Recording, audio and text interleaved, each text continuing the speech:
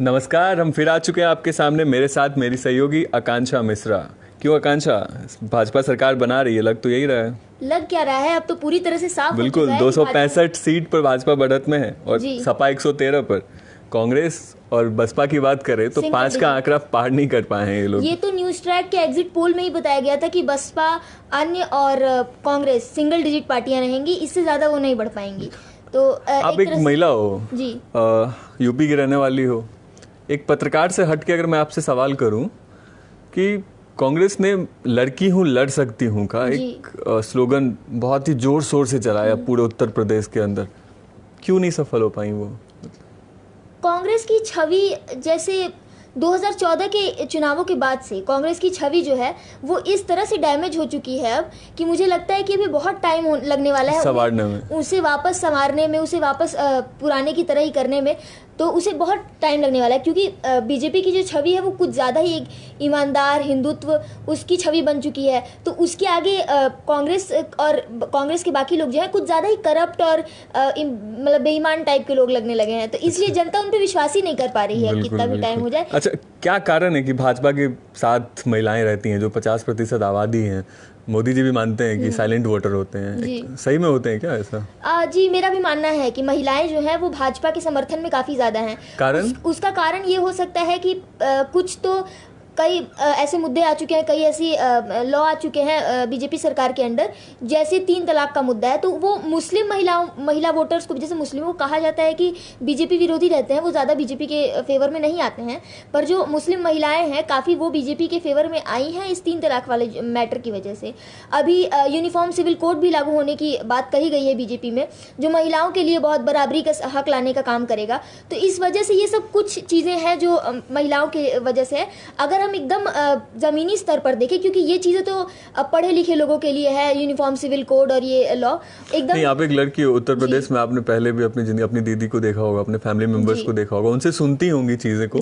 तो आपको क्या लगता है कि पहले के मुकाबले भाजपा सरकार में ऐसा क्या परिवर्तन आया है कि महिलाएं बोलिए, लड़कियों को जो मतलब मिल रहा है सपोर्ट, क्या किस तरह का सपोर्ट जो इस तरह से वोटिंग हो रही है, एकदम एक तरफा वोटिंग एक तरह से कह सकते हैं हम भाजपा को? जी, मेरा ये मानना है कि एक तरह से बीजेपी और आजकल सोशल मीडिया पे जिस तरह से उनका चल रहा है, माइंड के साथ एक खेल हो जाता है वो, क्योंकि दिन भर ऐसी एडवर्टाइजमेंट आती रहती है।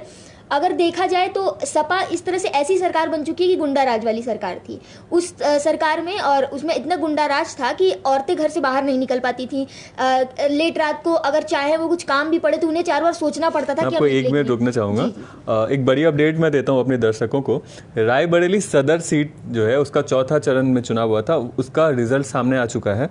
भाजपा 17,228 वोट पाकर, कांग्रेस 1417, सपा 11,306 वोट और बीएसपी 888 वोट। तो कहीं ना कहीं 7,000 का जो डिफरेंस है बता रहा है कि प्रत्याशी जीत के मूड में है। इसी तरह बहुत सारी सीटें हैं जहां भाजपा अच्छी बढ़त पाकर, जैसे मैं बात करूंगा, एक सीट है बछरवा सीट पर हम देख सकते हैं कि 10,355 वोट जो है सपा को मिला है, तो वहीं बीजेपी को 10,889 वोट मिला है। तो ज़्यादा मार्जिन नहीं है, तो यहाँ उलटफेर हो सकता है। ऐसी बहुत सारी सीटें हैं। पिछली बार भी चुनाव में 21 सीटें थी आसपास, जिसपे शायद 1,000 से कम वोटों का मार्जिन जो है 2017 की बात करें तो जीत हुई थी। इस बार भी कुछ ऐसा ही लग रहा है, कुछ सीटें हैं जहाँ पे टस्ल हो सकता है। दोनों हो सकता है। टस्ल तो शुरू में तो हमें बहुत ज़्यादा ही देखने को मिला था, अब तो एक तरह से साफ हो गया है कि बीजेपी की सरकार बनने वाली है। सपा ने शुरुआत में तो बहुत तेज़ी दिखाई, आधे रास्ते में आके उनका पेट्रोल खत्म हो गया है, शायद साइकिल की हवा निकल गई है उनके। अच्छा अच्छा, केशव प्रसाद मौर्य जो हैं वो अच्छे नेता है ना, हम देख रहे हैं अभी वो पीछे चल रहे हैं। जैसे कि भाजपा की तरफ से हमेशा से एक बयानबाजी होती आ रही है, केशव प्रसाद मौर्य की तरफ से, भाजपा की ओर से हमेशा वो बोलते हैं केशव प्रसाद मौर्य अपनी सीट पे खुद ही पीछे चल रहे हैं। तो कहीं ना कहीं लग रहा है इस बार के चुनाव में, जैसे जो भी नेता चर्चा में रहे हैं, जैसे स्वामी प्रसाद मौर्य बोले, जो भी बड़े नेता चर्चा में रहे, जिसकी वजह से लग रहा था कि सत्ता परिवर्तन में या सत्ता काबिज करने में उनका हाथ हो सकता है, हम देख रहे हैं कि वही लोग जो है आगे पीछे का गेम चल रहा है उनका। स्वामी प्रसाद मौर्य का भी वही हाल है, स्वामी प्रसाद मौर्य का भी वही हाल है, और केशव प्रसाद जो है वो भी ऐसे ही कुछ पड़े हुए हैं। तो चुनाव का खेल ही यही है कि कभी कोई ऊपर कभी कोई नीचे। असल आंकड़े तो चुनाव आयोग के मुताबिक औपचारिक नतीजे शाम तक घोषित हो जाएंगे। तो असली फैसला हमें उस टाइम एकदम क्लियर हो जाएगा कि हम क्लियर करेंगे इस चीज़ को, क्योंकि न्यूज़ ट्रैक तो है ही। स्टार्टिंग से हम फिर से रिपीट करेंगे उस चीज़ को कि चुनावी चर्चा जब शुरू हुई थी उत्तर प्रदेश के अंदर, उस समय से लेकर और आज चुनाव परिणाम घोषित होने जा रहे हैं, तब तक न्यूज़ ट्रैक ने पल पल की अपडेट्स दी हैं जनता, और अभी भी देते रहेंगे आपको सारी हम बने हुए हैं लगातार, और छोटी से छोटी बड़ी से बड़ी खबरों को जनता तक पहुंचा रहे हैं कंटिन्यू। आपको एक अपडेट दे दे, उन्नाव रेप पीड़िता की मां कांग्रेस प्रत्याशी आशा सिंह फिलहाल 172 वोटों के साथ 5वें नंबर पर हैं।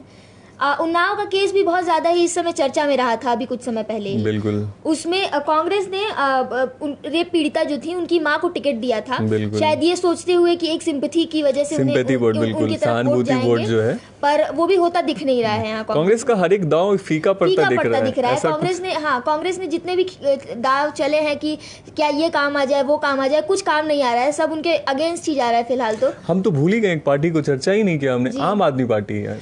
इस बार के चुनाव कहाँ गई आम आदमी पार्टी? आम आदमी पार्टी खुद ही को सीरियसली नहीं ली इस पार्टी, मतलब उनको पहले से पता था कि हमको यहाँ अपना जमीन मजबूत करने में थोड़ा समय लगेगा। हाँ, उन्होंने दावे और वादे बहुत किए यहाँ पे आके, फ्री बिजली, मतलब दिल्ली में जो कारण था उनकी जीत के पीछे का, फ्री बिजली पानी ये सब चीज़ों का यहाँ लागू करने की बात तो की थी उन्होंने। अखिलेश यादव ने भी उनसे बढ़ चढ़ कर इस चीज़ को लेके, मतलब हम देख सकते हैं फ्री का जो भंडारा बंटने वाला था उत्तर प्रदेश के अंदर, तो कहीं ना कहीं जनता को लुभाने का एक प्रयास था पार्टी, वो असरदार साबित नहीं हुआ है।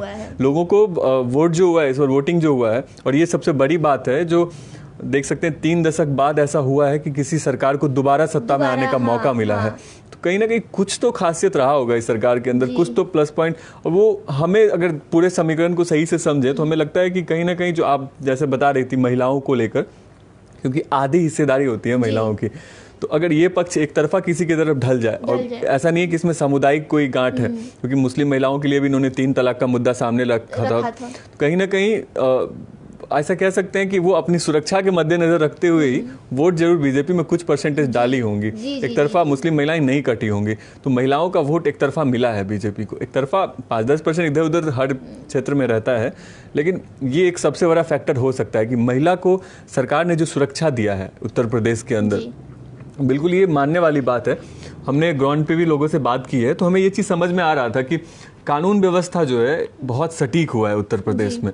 जो माफियावाद था उस पर कहीं ना कहीं जो है बुलडोजर चला है योगी जी का, और उसका योगी जी ने अपने हर एक भाषण में, हर एक रैली में बुलडोजर की चर्चा की, तो उनको लग रहा था कहीं ना कहीं कि मेरा सबसे बड़ा प्लस पॉइंट जो है ये बुलडोजर है।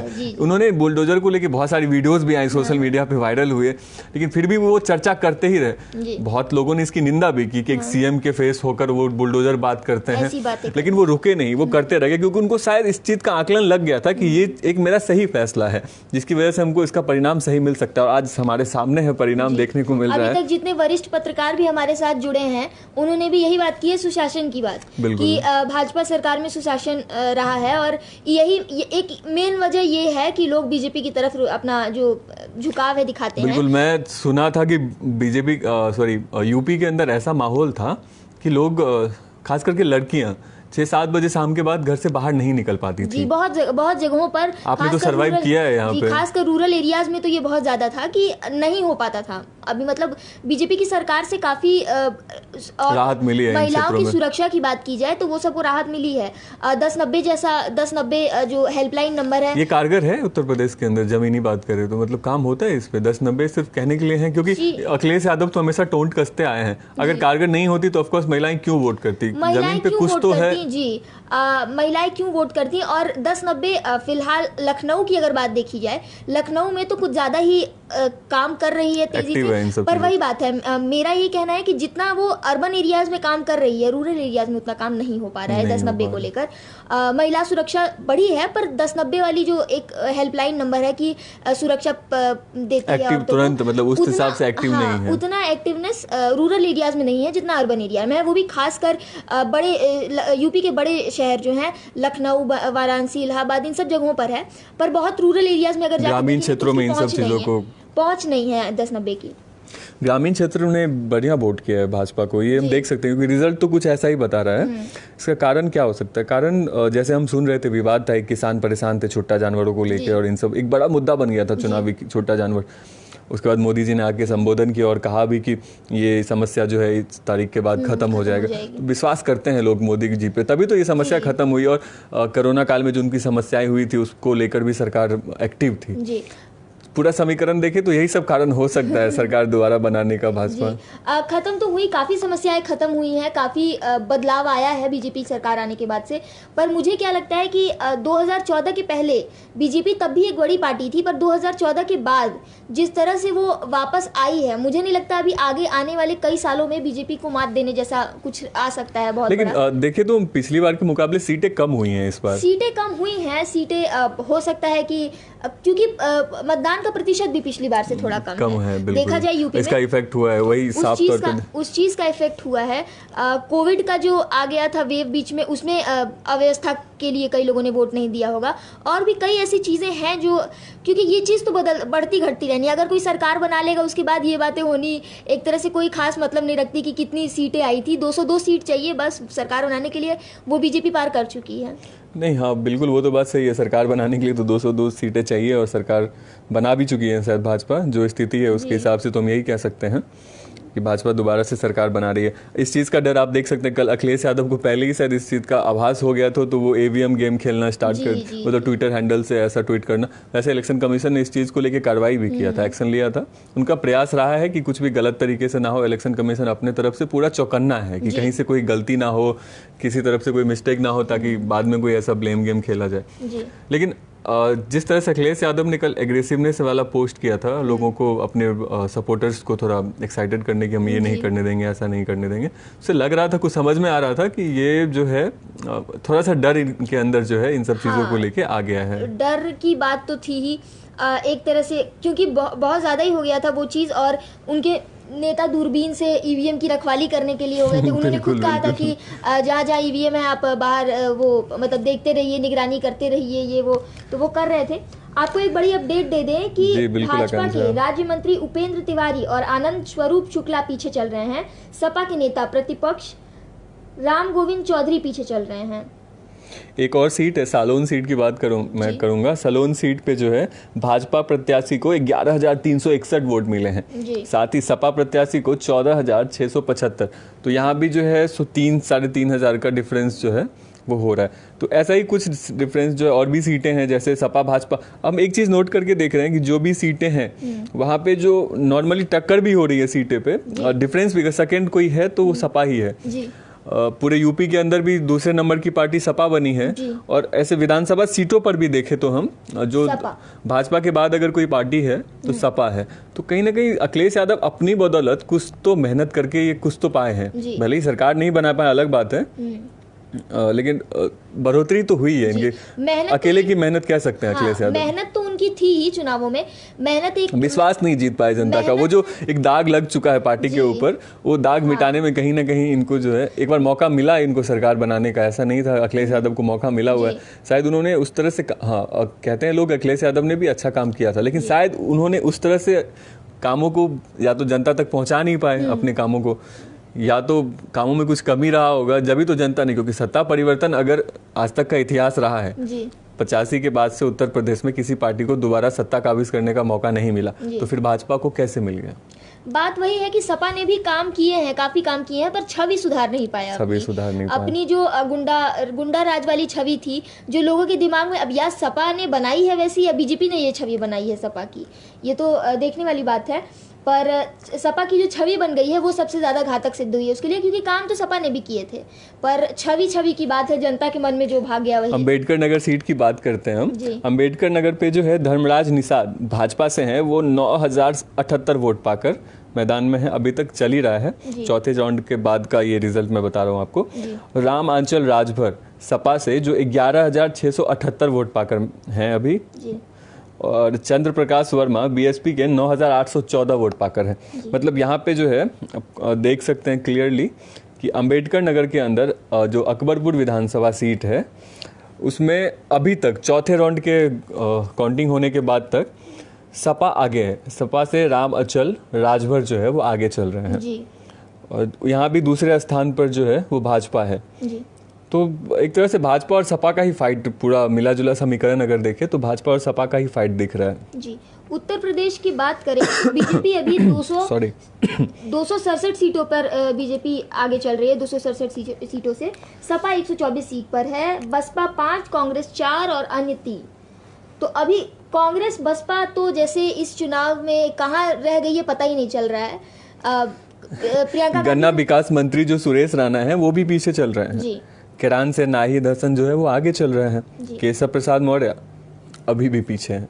तो काफ़ी इंटरेस्टिंग है ये इस बार का रिजल्ट देखने को मिल रहा है कि एक तो लोग कारण ये भी हो सकता है, हम जो बात कर रहे थे कि बीजेपी को नुकसान क्यों हुआ है पिछली बार के मुकाबले इस बार, इसका कारण कहीं ना कहीं ये भी हो सकता है, जैसे वरिष्ठ पत्रकार ने भी बताया था कि लोग पिछली बार जो 2017 का चुनाव हुआ था वो मोदी लहर में हुआ था एक तरह से, तो विधायक ने बिना काम किए मोदी लहर में जीत हासिल कर लिया। तो उनको ये चीज पता नहीं था कि काम करके भी जीतना होता है। तो यही कारण हो सकता है कि जब आसानी से किसी को कोई चीज मिल जाती है तो उसको लेके लोग आसानी से ही काम भी करते हैं। नहीं रह जाती, बिल्कुल इसकी कीमत नहीं रह जाती। एकदम सटीक वर्ड यूज किया आपने, वही मैं कहने वाला था कि वो कीमत को समझ नहीं पाए, उस वैल्यू को समझ नहीं पाए कि मेहनत करके अगर वो जीतते तो शायद समझते कि कितना काम करना पड़ता है। तो यही कारण थे, कुछ विधायक द्वारा कुछ काम नहीं किया गया होगा या मतलब वो हो गया, स्वस्थ होंगे कि फिर से मोदी लहर में जो है निकल जाएंगे। मोदी लहर योगी लहर में जीत जाने वाले हैं। पर अब जनता इतनी बेवकूफ तो है नहीं, जनता भी काम देखकर वोट देने वाली है। बहुत समझदार हो गई है बात की जनता। पिछली बार अभी की ताजा अपडेट की बात करें तो यूपी में 260 सीट पर भाजपा आगे चल रही है